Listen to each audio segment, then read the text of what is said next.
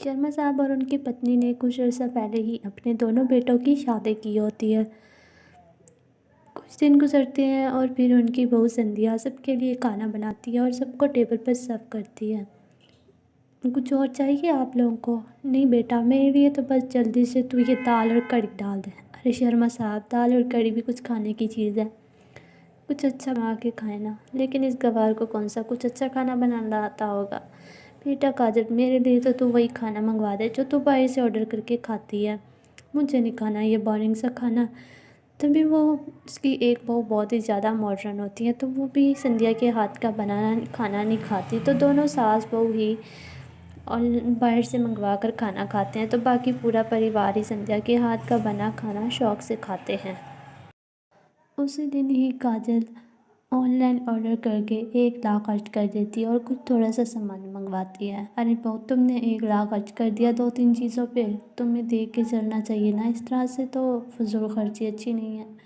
ارے پاپا جی، اب مجھے اپنی ضرورت کا سامان خریدنے کے لیے بھی حساب دیکھنا پڑے گا کیا؟ دیورانی جی، آپ نے 2-3 لاکھ خرچ کر دیا ان سامان میں؟ تبھی اس کی ساس کی ارے گوار، تو کون ہوتی ہے میری بہو سے پوچھنے والی؟ سندھیا خاموش ہو جاتی ہے اور وہ آگے کوئی بھی بات نہیں کرتی۔ تبھی سندھیا کی نند اسے کچن میں آ کر کہتی ہے، بھابھی آپ ماں کی باتوں کو دل پہ نہ لیا کریں، وہ دل کی بہت صاف ہے، بس میں آپ سے ان کی طرف سے معافی مانگتی ہوں۔ تو دوسری طرف سے پائل جو ہر وقت فینسی کپڑے اور پہن کر گھومتی پھرتی رہتی ہے، ارے بہو یہ کیا پہن لیا تو نے آج؟ ہماری گھر کی بہویں ایسے کپڑے نہیں پہنتی، جاؤ جلدی سے کپڑے چینج کر کے آؤ۔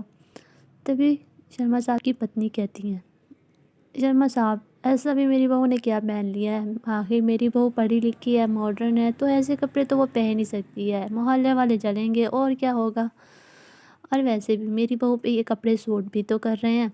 تبھی جیسے ہی پائل اوپر پہن کے جاتی تو لوگ بہت زیادہ باتیں بناتے ہیں انہیں دیکھ کر۔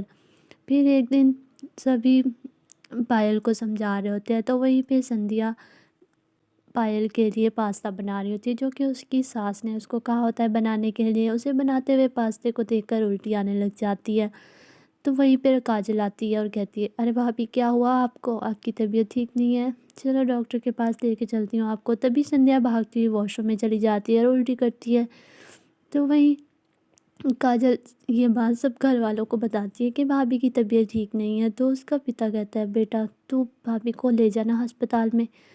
ارے ایسے ہی ڈرامے کر رہی ہوگی گوار۔ تبھی وہاں پہ سندھیا بھی آ جاتی ہے، کاجل سندھیا کو لے کر ہاسپٹل میں جاتی ہے تو اس کا چیک اپ کرواتی ہے۔ تبھی ڈاکٹر خوشخبری دیتا ہے، تو سندھیا کال کر کے اپنے بھائی کو بتاتی ہے۔ وہیں سے ہی راجیو آفس سے سیدھا گھر آتا ہے اور بہت سارے کھلونے اور گفٹس بھی لے کے آتا ہے۔ یہ سب کچھ دیکھ کر اس کا پتا پوچھتا ہے، تو راجیو کی خبر سب کو سنتا ہے۔ تبھی سبھی بہت زیادہ خوش ہوتے ہیں، لیکن پائل اور اس کی ساس کا منہ بنا ہوتا ہے۔ جیسے ہی کاجل اس کو مٹھائی کھلاتی ہے تو وہ نہیں کھاتی، تبھی شرما صاحب وہیں پہ ہی پائل بھی بے ہوش ہو جاتی ہے۔ شانتی اپنی بہو کو دیکھ کے پریشان ہو جاتی ہے۔ شرما صاحب ڈاکٹر صاحب کو کال کرتے ہیں، تھوڑی دیر میں ڈاکٹر آ جاتا ہے اور پھر پائل کا چیک اپ ہوتا ہے۔ ڈاکٹر کہتا ہے کہ پائل کے گھر بھی خوشخبری ہے۔ تبھی یہ بات سن کر اس کی ساس بہت زیادہ خوش ہو جاتی تھی، تو وہ ڈاکٹر صاحب کو پیسے بھی دیتی ہے پائل کے۔ پائل بیٹا، اب تم نے بالکل آرام کرنا ہے اور بیڈ سے نیچے نہیں اترنا۔ یہ سب کچھ دیکھ کر گھر والے، شانتی لیکن تم دو بہوؤں میں اس طرح سے کیسے بھید بھاؤ کر سکتی ہے؟ وہ بھی تو تمہاری بہو ہے۔ لیکن شانتی کسی کی بھی نہیں سنتی اور وہ پائل کی ہی سائڈ لیتی ہے اور ہر بار سندھیا کو برا بھلا ہی کہتی ہے۔ تبھی سندھیا پائل کے لیے جوس بنا کر لاتی ہے اور دیتی ہے، پھر بھی پائل اس کو باتیں سناتی ہے، یہ پی لیں آپ کی طبیعت ٹھیک ہو جائے گی اس سے۔ اور اسی طرح سے پورا سال گزر جاتا ہے۔ تبھی پائل کے گھر میں بھی ایک بیٹا آ جاتا ہے اور سندھیا کے گھر میں ہی سندھیا اپنے بیٹے کا بہت زیادہ خیال رکھتی ہے، جبکہ پائل ہر وقت بس اپنے ہی فیشن میں پوری رہتی تھی اور اپنے بیٹے کا بالکل بھی خیال نہیں رہتی تھی۔ وہ ہر وقت روتا رہتا تھا، جبکہ سندھیا بیٹے کا بہت زیادہ خیال رکھتی تھی اور ہر وقت سارے گھر کے کام بھی ٹائم پہ کر دیا کرتی تھی۔ اس طرح سے کچھ ٹائم گزر جاتا ہے اور پھر پائل اپنے بیٹے کو بس ٹائم دے کے دودھ دیتی تھی، جبکہ سندھیا اپنے بیٹے کو جب بھی وہ تھکا ہوا ہوتا تو اسے دودھ پلا کر چپ کروا دیتی۔ اس طرح سے اس کا بیٹا بہت زیادہ ایکٹیو ہوتا تھا۔ اس طرح یہ سب کچھ دیکھ کر اس کی ساس کو بھی احساس ہو جاتا ہے کہ وہ کس طرح سے غلطی کرتی آئی ہے۔ دیکھا شانتی، میں تو تمہیں پہلے ہی کہتا تھا کہ سندھیا بہو بہت ہی زیادہ سمجھدار ہے، تم ہمیشہ پائل کی سائڈ لیتی ہو۔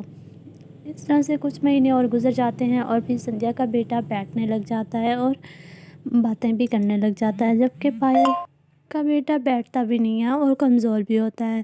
تبھی پائل کے لیے سندھیا اس کے بیٹے کے لیے گفٹ لے کے آتی ہے، تو پائل اس کو باتیں سنانے لگ جاتی ہے کہ وہ اس توکوڑی کے گفٹ کا کیا کرے گی، اس کے بیٹے کو اس کی ضرورت نہیں ہے۔ ایک دن پائل گھر پہ نہیں تھی، اس کا بیٹا سیڑھیوں سے گرنے والا تھا، تبھی جلدی سے سندھیا جا کر اس کو اٹھا لیتی ہے اور پھر پورا پریوار یہ سب کچھ دیکھ لیتا ہے۔ جب پائل گھر آتی ہے تو سبھی پائل کو باتیں سناتے ہیں اور پائل رونے لگ جاتی ہے اور سبھی پائل کو بہت زیادہ باتیں سناتے ہیں، جس سے پائل کو اپنی غلطی کا احساس ہوتا ہے اور پھر وہ سب سے معافی مانگتی ہے۔ اس دن کے بعد سے پائل اور سندھیا دونوں مل کر ہی گھر چلاتی ہیں۔